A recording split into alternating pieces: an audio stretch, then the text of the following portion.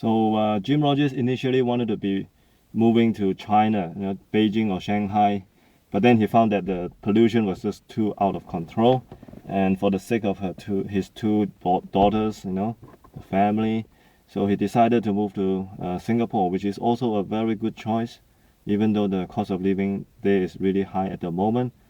But what the hell, he can afford it. So he moved there, right, in 2007, having sold his mansion in New York City, and he's having a lot of fun there.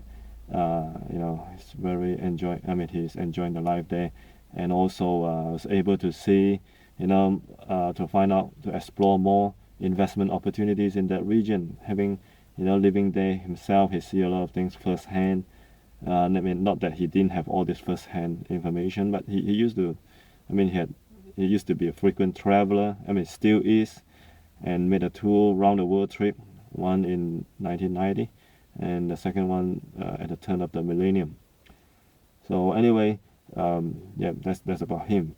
Not only do we read a lot of books, we also talk to people. In the course of writing our second book called Making It in Australia, we talk to a list of successful entrepreneurs. Where do we get them from? How do we find out about them? Well, we read some business magazines. The mainstream medias, newspapers. The award winners, and from there we establish contact with them, sit down with them, discuss and talk about their experiences here in Australia, how they were able to succeed the way they are succeeding as we speak. And some of them, no matter how favorably they are, thinking about Australia, because this is a place where they made their first million, some of them are still really honest about it, right? And told us that, the set of challenges that they are facing here in Australia is not to be, underrated. Okay. One of them, his name is Chetan Saligrama, who owns the Thought World Marketing Public Proprietary Limited in Richmond. He also had call centers and IT companies in India and in other parts of the world as well. But his head office is in Australia. He started off in 2009, and by 2013, his company was voted the 68th fastest growing company by Business Review Weekly, right? A leading business magazine in Australia. So I talked to these people, people like them, and he said that, well, if you, want to look for big success, scaling your businesses, right, fast, and long term, into the long term, you should be in Asia rather than in Australia. I mean, yes, a lot of things are much better off than in India, as where he's come from. Is the place he came from was India. All right, so maybe the bureaucracy is not as bad as in India, but really, the market. I mean, Asia has the market size, and it has the growth rate, and it has the right median age. Like in Indonesia, less than half of the more than about half, almost half of the population is less than 30 years old. So that, I think, is a very, very important factor, the demographic dividend that we have in Asia. You cannot find here in Australia. Neither can you find that in UK, Canada, US.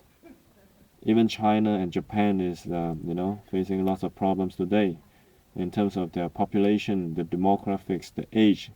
It's just not looking good. All right. So that's why they need a lot of migrants.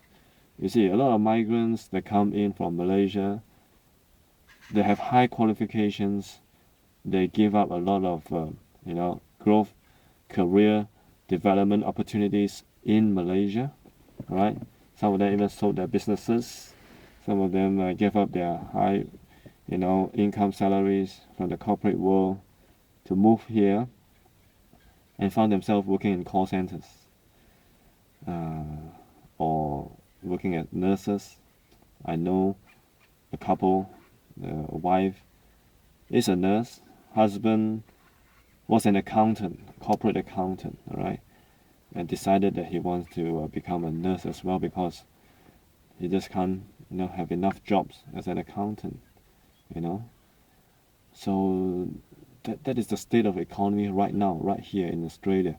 Obviously, there are still some industry that is growing. If you're talking about, providing aged care for the, older citizens, or, pharmaceutical business. You have more and more people that need long-term medication. Of course, those industries are growing. There's always, pros and cons. In every crisis, there are opportunities. But I'm talking about the general, broad overview, right? Who would you think would spend more? Who do you think would spend more? Right? Someone who is 29 years old or someone who is 92, right? So it's no rocket science. Most of the money will be on drugs, pharmaceutical, medication and stuff like that, right? Aged care, right? The ambulance, the insurance, with not much left for other forms of consumptions, consumptions on fashions or lifestyle, holidays, childcare, books, movies, eating out, those kind of things I'm talking about. And yes, we don't only read a lot of books, but we talk to people, real people, face to face, and we trying to get a clear picture of where this economy is heading. Right now, if you read a lot of mainstream newspapers, you realize that Australia is looking very good. Do you know why? Because, I mean, it's true, in a sense, in a way, it's true because if you look at the Western world, right, Australia is the least negatively affected country, right? It's not because it has a lot of growth. It's just that, right, right now, the economy is still being supported by the by the demand from Asia because of their proximity to Asia, right? The dairy products, the education export, ASEAN is a steady stream of supply, of students, international students for Australian education that keeps us employed. I'm one of the beneficiaries of that. And then we have, China buying lots of resources, steel, uranium, and all those natural resources from from Australia. So that's what's keeping the Australian economy up. So in the Western world, all right, Australia is still standing. It's sort of like a last country standing, right? But that is only when you compare, right? Compare it against other, developed world, other developed economies. But if you compare this with other economies around the world, right, not restricted to the developed world, you realize that, it's one of the slowest growing economies in the world, right, or regions in the world. So